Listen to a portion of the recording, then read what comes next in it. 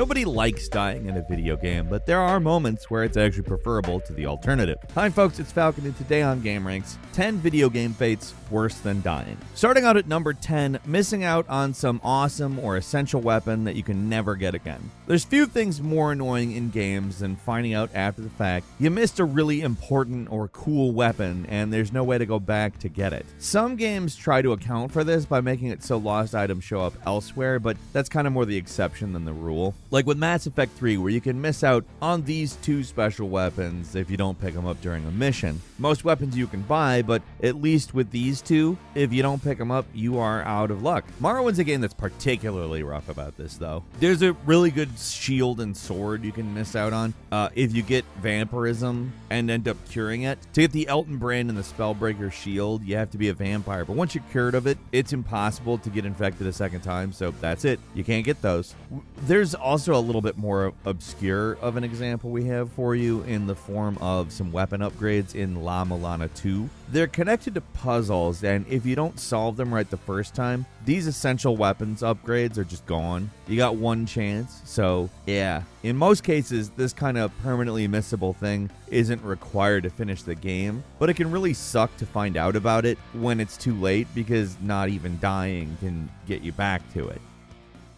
And number 9 is getting caught in a stealth game. If you play enough games with stealth mechanics, you'll know exactly what I'm talking about. The modern stealth games often make screwing up just as fun as sneaking and doing it properly, but for more hardcore games in the genre, it can sometimes feel like it would be better if you just got killed after getting caught, rather than being forced to hide. Like for some games, it just takes way too long to lose your pursuers, and most of the time, that's just spent waiting, like until the alarm level goes back to normal, and then you can actually continue with the actual game. In stuff like the Metal Gear Solid series, it's often just faster to just die rather than going through the laborious process of escaping, waiting for the alert to go down, waiting for evasion mode to go down, and then finally getting back to actually sneak in. Like, just run up and let the guards kill you if you get caught. It's way faster than hiding in some tall grass for 10 minutes. Stealth games aren't the only ones with this problem. Like, any open world game with a wanted meter has you, like, begging for death when you're at minute 15 of trying to escape a 4-star wanted level and you can't find a way to get out. Some of the older Grand Theft Auto games were really annoying about putting you in this kind of situation, but it still happens in modern games too, like Watch Dogs Legion, where I just couldn't get away from the cops for what felt like 20 minutes. In a situation like that, it's probably better to just die and try again. And sometimes trying to avoid death in these games is a lot more frustrating than just accepting it. And number 8, getting stuck in an unwinnable situation. This is another one of those things old school people will probably remember more than happens quite as often nowadays, but it still pops up from time to time. I'm talking about any time you get stuck in a part of a game where there's basically nothing you can do but like fall. You're stuck. Loading a save either puts you all the way back at the start of the level or the game or whatever. It's just simply impossible. A lot of old school RPGs have situations like this. Like they throw a boss at you that's particularly tough, and it's in a dungeon that you can't escape from, so you're stuck. The first Dark Souls game pulled something like this with Ornstein and Smo. They're one of the toughest bosses in the entire series, and when you get to them, you're stuck. You can't leave the area they're in at all, so if you're missing a certain weapon or want to try to take on a different boss, no, you're not doing that till these 2 clowns are dead. It doesn't even need to be as elaborate as that either. Any game with quick saves lets you easily put yourself in an unwinnable state just by hitting the save button at the wrong time. Maybe you hit it right as an enemy attacks, or even in the middle of your death animation, and you're stuck. Hope you made other saves, because if you didn't, you're screwed. Using the save state functions on things like NES Classic or Switch Online can just as easily get you stuck as it can make a game easier, and all it takes is one mistimed save to basically ruin any progress you've made in a game. And number 7, getting a bad ending instead of just dying and trying again. Some games really go out of their way to punish you if you make some dumb choice at some point. In most cases, it doesn't matter that much if you do something wrong in the game. You can always just reload your save and try again. But a few games out there really want to rub it in your face if you do something wrong. Like in Dead Rising, where if you run out of time and don't complete certain main story objectives, you fail the entire thing and you're basically forced to wait till the end of the 72 hours the game takes place over before you can try it again. If you make the wrong choice choice at the end of Far Cry 4 and kill Pagan Min, the game immediately cuts to black and you get no ending at all. If you want to see the actual ending of the game, you gotta have a backup save file because you're out of luck from that point. Not rescuing enough of your Mudokon allies in Oddworld's Abe's Odyssey gets you a bad ending, and unless you knew how many you're supposed to rescue ahead of time, you never realized the game expected you to rescue that many guys. Sometimes a bad ending can be worthwhile to see and kind of interesting, but for these types of things, I'd rather the game just killed me and told me that I did it wrong. It'd save me some time at very least. And number 6, getting paralyzed in an RPG or any game that hits you with annoying status effects to take away control. Anyone who's played an old school RPG series like Final Fantasy knows exactly what this is. Getting killed in these games is annoying, but certain status effects are just a lot worse. Like, there's nothing more annoying than losing control of your entire party because they got hit with status effects. Stuff like Paralysis or Berserk or Sleep. They're all basically death, but more annoying because you're not dead. You just have to sit there and take whatever the enemy is give you. You also can't forget Confusion, where you lose both control of your party members and about half the time they attack other party members. Status effects aren't so bad when only one party member has to deal with it, but when everyone gets hit by one, it really sucks. You can't get past this one without mentioning Frog. Frog is a status effect that turns you into a frog. It's present in a lot of Square RPGs. It's not quite the same because you still can attack, but your attacks are much weaker because you are a frog. You might as well just be in Paralysis or Sleep. And it's not just RPGs that do this kind of thing either. There's plenty of action games where certain enemy attacks make you lose control of your guy, or there's one game called Never Dead. I mean, this one really has an interesting way of doing it. Like, enemies don't just hurt you, they make you explode into a bunch of limbs, and you have to spend time recombining. It's a weird concept that sounds like it might be cool, but it's actually really annoying to deal with in practice. Being forced to spend about half the game flopping around as a head trying to find your body parts isn't actually fun.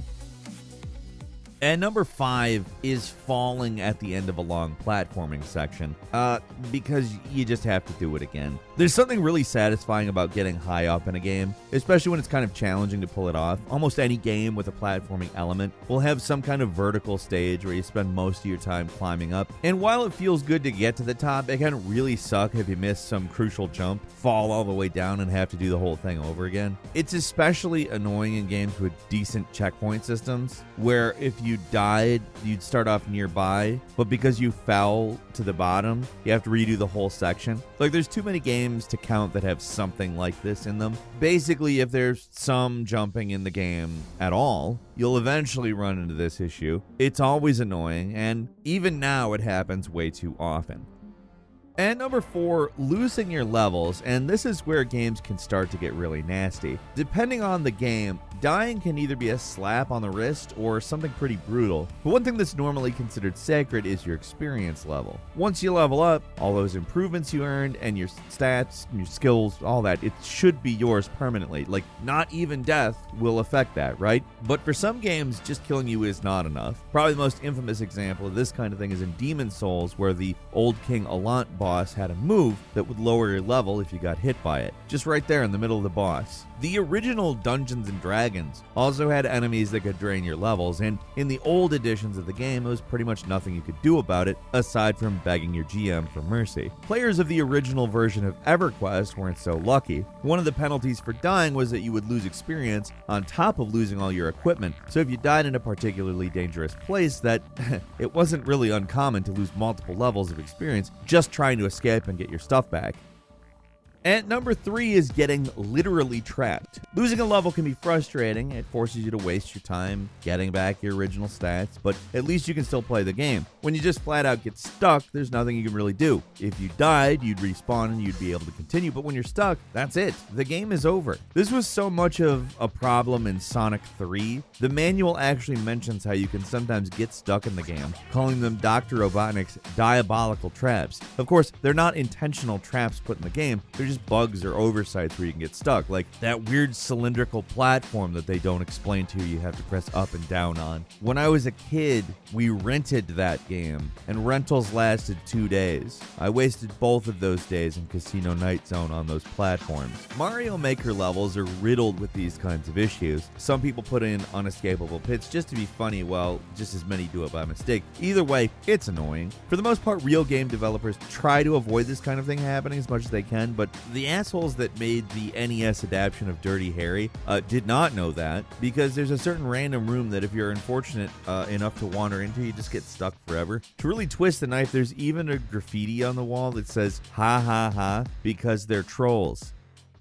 And number 2, missing out on the real ending because you didn't know you were supposed to find some obscure thing first. Getting a bad ending sucks, but it's not so bad when it's because you did something identifiably wrong. With this point, we're talking about missing a good ending because there was some weird secret thing you couldn't have possibly known about beforehand that gives you the good ending. In most cases, it's not that bad to miss out on a specific ending. You can always go back and get it, and usually the only thing that changes is the ending itself, so you're not really missing out on much. Not so much with Persona 5 Royale, a game that a huge chunk of its new content is behind a single social link, and if you didn't make friends with this new character added to the enhanced version of the game, you miss out on the lion's share of the new content added to it. That means somebody could have played through the original version of Persona 5 for the 100 or so hours it takes to beat the game, then start on Royale, and assume that most of the new content would be fairly easy to find, but they go in blind because they don't want to be surprised, only to find that 70 or so hours in that you were actually supposed to make friends with this one specific guy, and if you didn't, hopefully you made a save game because you won't have enough time to make friends with him, and that makes all the time spent replaying the game pretty pointless. There are plenty of games with true secret endings that are needlessly obscure to find, but for the most part it doesn't even really matter if you miss them. In this one, you're missing the entire final dungeon and the ending to the game, like a massive chunk of the game that's just easily missed if you weren't aware of it. And finally, Walking Dead situations. Now, it doesn't get much worse than this. For some games, unless you know exactly what to do right from the start, it's possible and even likely you'll put yourself in a situation where you're literally walking dead, as in you're already dead, you just don't know it. Old games used to do this sort of thing to be funny. There's countless examples of old text adventures and Sierra adventure games like King's Quest or Space Quest, where if you didn't pick up some random item at the start of the game, you won't be able to win. Sometimes it happens almost immediately, and sometimes it takes hours before you get to the point where you need this random item, but either way, if you don't have it, you can't beat the game full stop. A more recent example of this kind of thing is in Pathologic, a game that can be made unwinnable for multiple reasons. Either you'll get sick with no means to cure yourself, or miss some essential item from an unmarked area that was apparently necessary to continue. But what makes this the most cruel fate of all of them is that you don't know you're dead. Continuing through the game is basically a waste of time, but you have no idea until all that time has been passed. With bad endings, at least you find out that you did something wrong. With these, you might get to a point in the game where it's just unwinnable and you have no idea. You'll waste hours trying to figure out what you're supposed to do, only to find out the game was rigged right from the start. There was absolutely no way to win from that point forward. It's like that scene in War Games. The only winning move is not to play. And that's all for today. Leave us a comment. Let us know what you think. If you like this video, click like. If you're not subscribed, now's a great time to do so. We upload brand new videos every day of the week. Best way to see them first is, of course, a subscription, so click subscribe. Don't forget to enable notifications, and as always, we thank you very much for watching this video. I'm Falcon. You can follow me on Twitter at FalconHero. We'll see you next time right here on gameranx.